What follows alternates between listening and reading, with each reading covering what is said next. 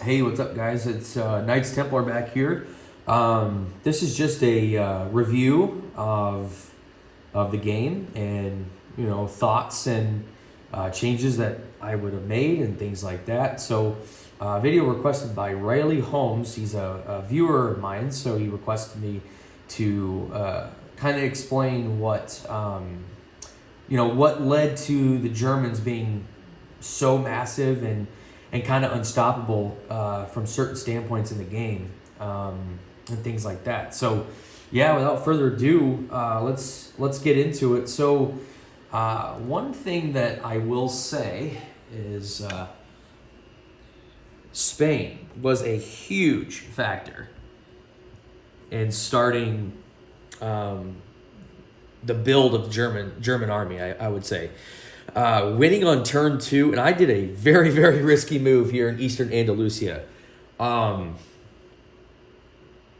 I'll be honest with you, I totally forgot about the double casualty thing, and I just got lucky. I ended up taking it, and I know that Flak 88, he attacked me here in Galicia alone and just got diced, which allowed me to surround Madrid and take it and conquer it and end the Civil War on turn 2, which from that point on gave me a total of, and this is before war, gave me a total of 5 Blue Division infantry, which 4 of them I used in the invasion of Poland when I did the lightning warfare. So it all started here too. Like, it started here in Spain.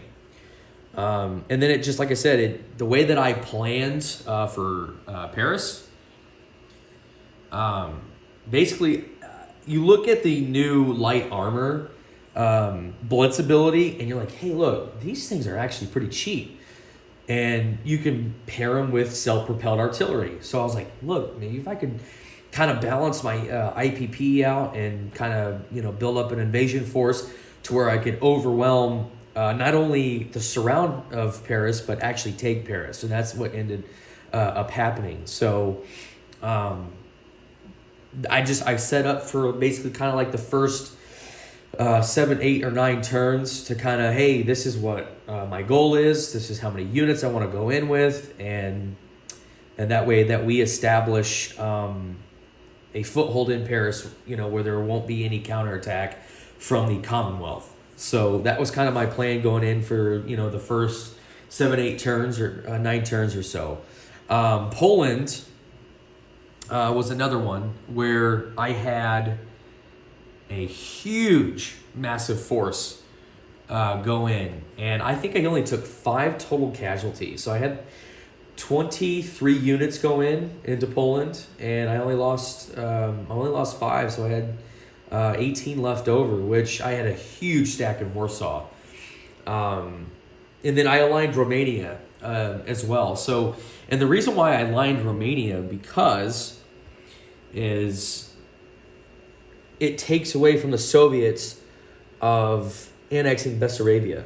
So, and I wouldn't get the +3 if they annexed it. So that's why I did Romania. And honestly, at the point in the game, I gave him an extra D12, which was fine. We had that Molotov-Ribbentrop Pact signed, and we were friends during that time, and I was, railing some units over from Paris and things like that. Basically, I was quietly building up my invasion force of Russia. But something happened to where, I'm like, look, Flak 88's got 68 IPP. And I was talking with Major Foe and Fighting Irish on the phone, and we were going over, like, look, do we really want him to spend over $100 of IPP on cheap units and things like that?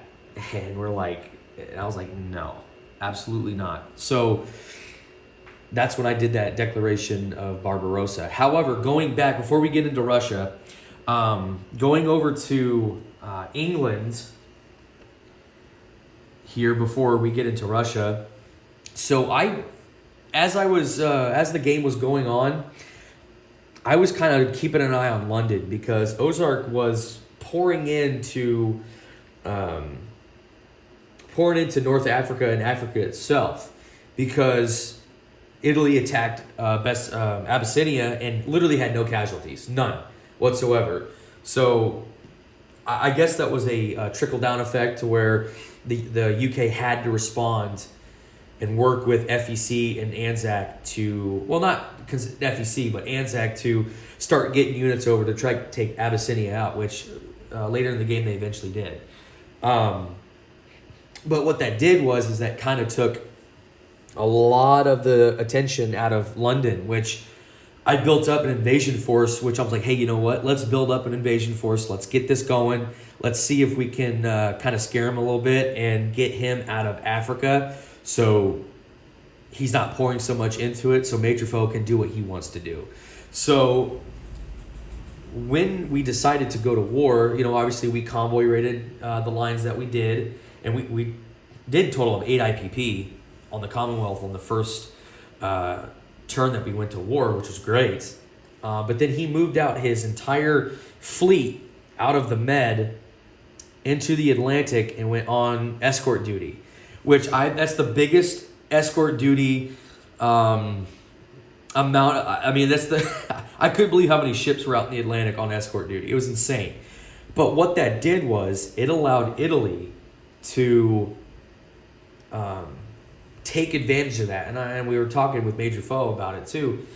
And I was like, dude, and Major Foe, he had a whole plan from turn 2 when he came into the game. After I did turn 1, Italy's turn, he came into the game. He had a plan. He did what he was going to do, and he executed it perfectly. He did what he needed to do. So it's just when Ozark took his ships out of the Mediterranean, Major Foe knew it was the right time to strike. So with doing that kind of took a pressure off of Major Foe, and brought the pressure to me a little bit, which I probably could have hit London that next turn or the turn after, but it would have been very, very risky. So now going to Russia, it will tie in together why I decided to attack the Soviet Union. So, but before we get into that, I just, like I said, once Ozark took all those ships out of the Med, that allowed Italy to go into the war and to take quite a bit of territory and things like that and complete their strategic objectives later on in the game. So Major Foe did a really good job with Italy. And it's very weird too, because if you look here in the Mediterranean, there was a Free French sub that we could not kill. Like my Vichy fighter it did not kill it at all. Like I kept missing. But I used my Deutsche Afrika Corps to come in here into Tobruk, and it got interdicted by a sub here in M8. So apparently it doesn't matter where the one ship is located, they get an interdiction. Luckily for me, none of those units got interdicted and none were destroyed. So that was actually a blessing, which eventually allowed me to take Egypt and align Spain with while Italy took Gibraltar. So we worked in unison together on doing this attack and planning all this. So no, it was a nice strategy that Major Foe and I came up with, and kind of throwing off the Commonwealth and things like that. So now going to Russia. Okay. Russia. Here we go.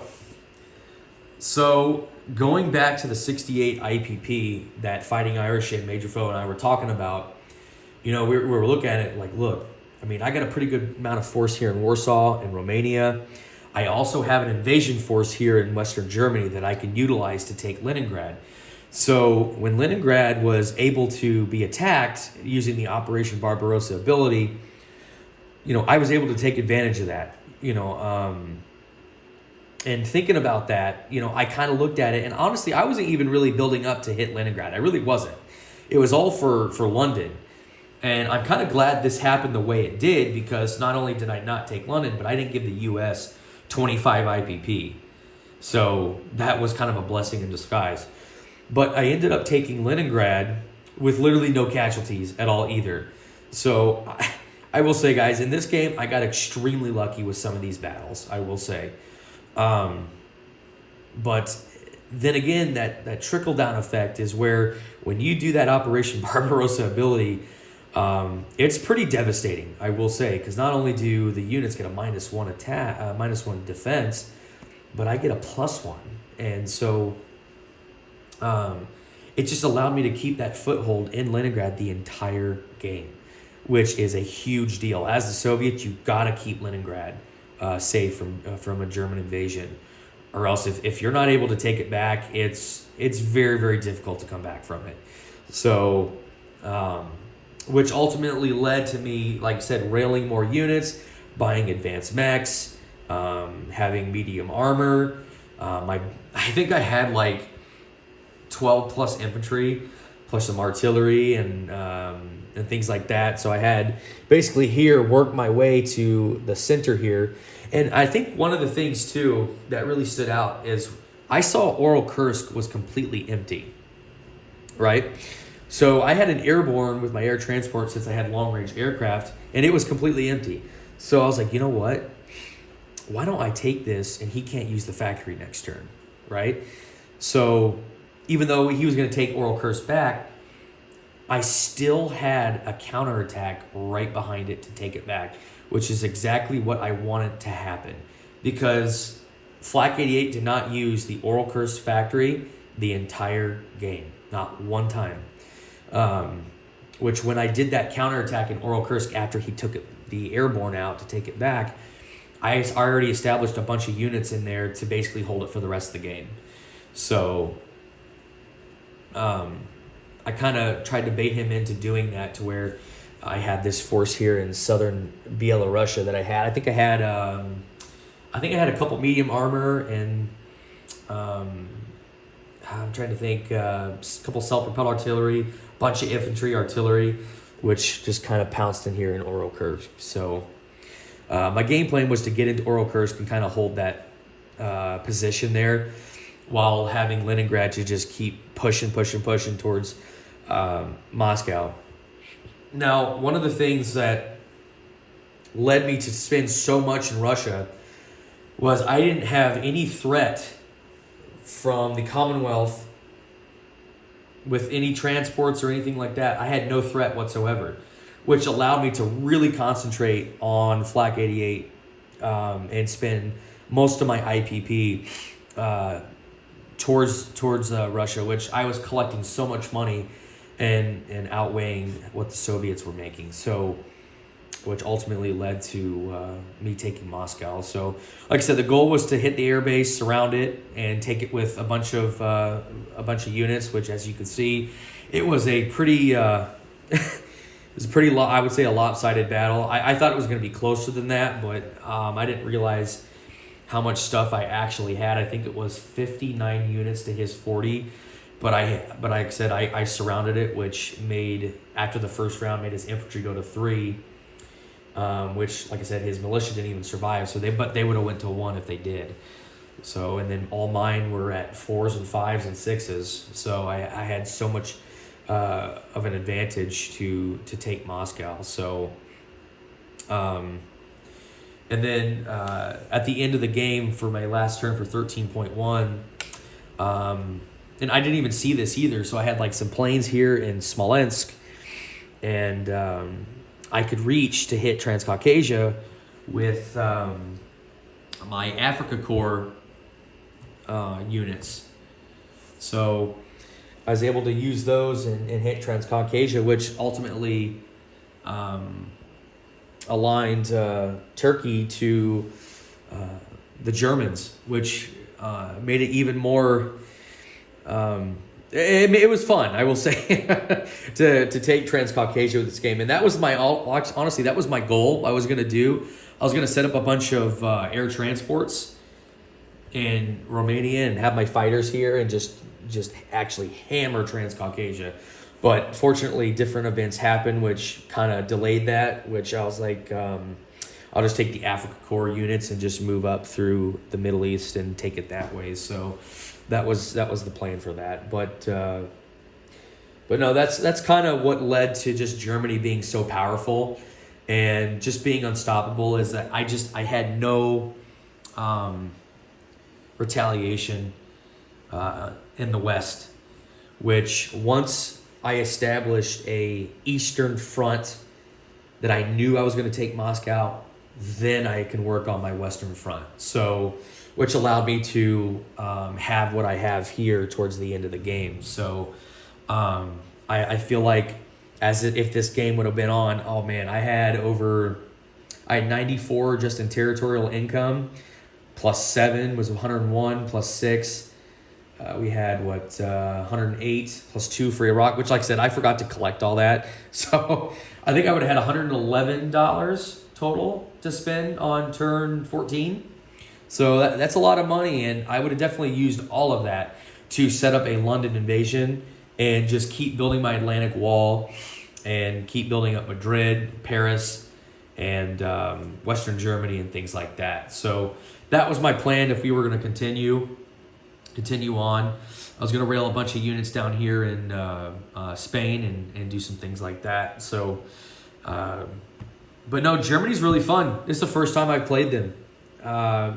In V3, I never played them for a YouTube war, so it was really exciting to play the Axis. I like to be the aggressor, so I really enjoyed it. But no, I really had a lot of fun playing with Ozark and Major Foe and Fighting Irish, Crooked Leg, and Flak 88. These are really, really great group of guys.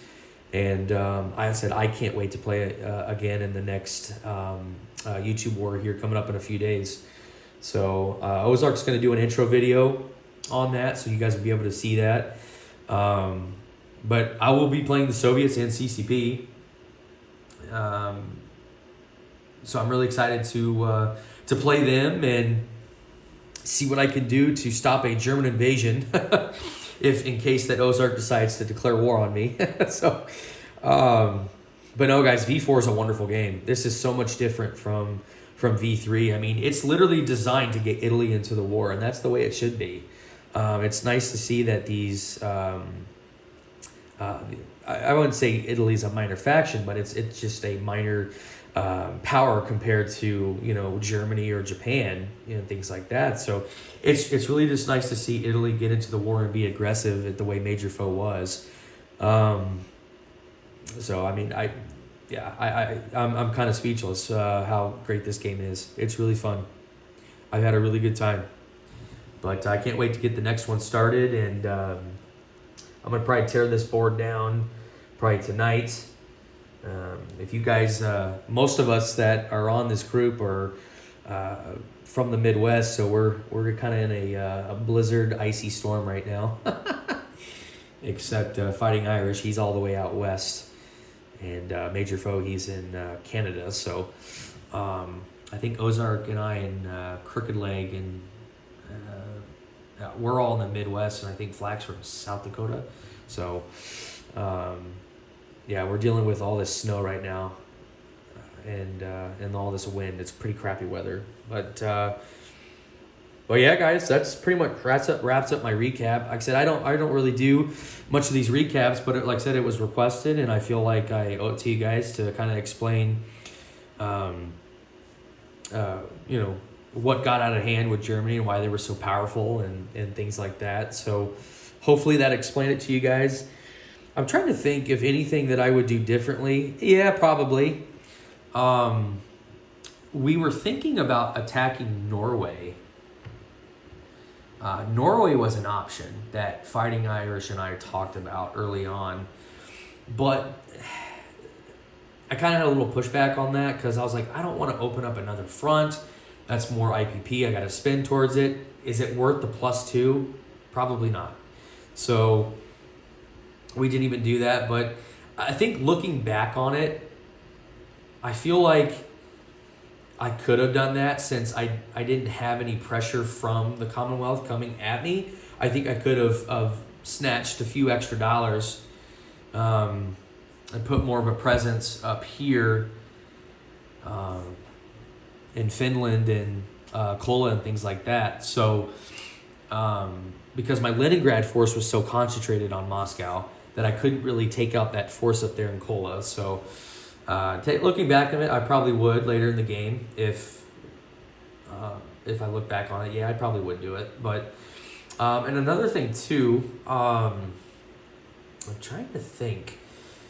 I should have started, some of my buys I thought were, I was looking back and I was like, man, some of my buys are just kind of weird. Like, what am I buying? Like, what is this for? It was so difficult playing around with like 70, 80 plus IPP. I'm like, what do I do with all this? I should have built a Navy, which I had a pretty decent sized Navy. I didn't lose one ship here in A12 the entire game. So, but I think what I should have done is I should have built a Navy, and maybe I could have got a big enough force to take out Northern England and established a foothold up there, or maybe even what is that? Northern England? I'm sorry, Scotland, and then Northern England. Maybe I could have taken some of those territories with a massive force instead of just building random units. Honestly, I think that's kind of what I was doing. So it's just when you have so much IPP to work with, you're like, what do I buy? What do I buy? What do I do? So I think what I should have done is started a bigger Navy, cleared out Ozark's Navy, and had a nice sized force there in Scotland or Northern England. So that's something that I probably would have done differently in regarding that. So, but yeah, feel free to comment on this video. Anything that you probably think I should have done different, or what you liked about it, if you guys enjoyed this game. Otherwise, yeah, I can't wait to start that next game here, and I think it's called Operation Red Cloud. So, like I said, this should start here in a few days after Christmas. And yeah, we'll see you guys next time, and Merry Christmas and Happy New Year. Thanks.